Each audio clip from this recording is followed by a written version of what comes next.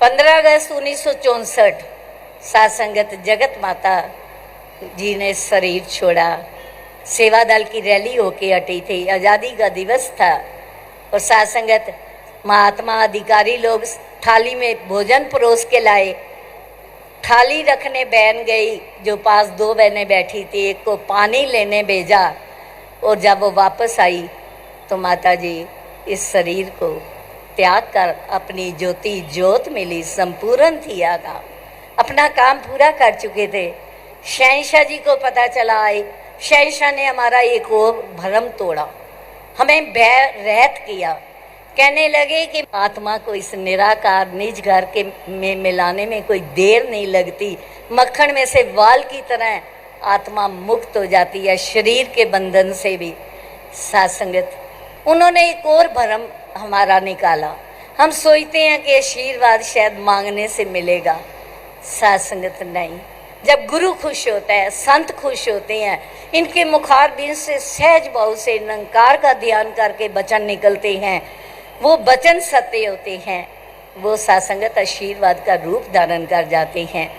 साध संगत 11 वर्ष तक बुद्धवंती माता जी गुरसिख रूप में, सतगुरु बाबा बूटा सिंह जी महाराज, उनकी धर्मपत्नी, उनकी सासू माँ, उनकी बेनती परवान करके उन्हीं के घर में रह रहे थे। और जब साध संगत बेटा स्वरूप सिंह आधी रात को इस शरीर को संपन्न कर गया यात्रा को, साध संगत बाहर उसी तरह संगत हुई, सुबह की बिस्कुट चाय बांटी गई। आप अंदाज़ा लगाओ, सब गृहस्थी बैठे हैं, कौन सी माँ है जिसके बेटे का पार्थिव शरीर अंदर पड़ा है और वह संगत की इस तरह कदर सेवा कर रही है।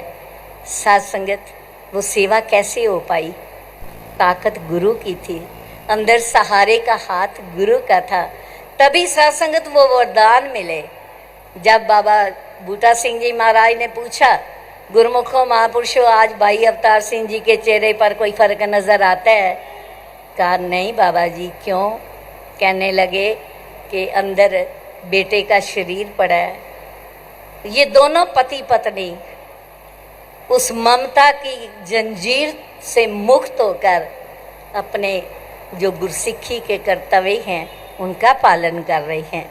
साध संगत वरदान दिया।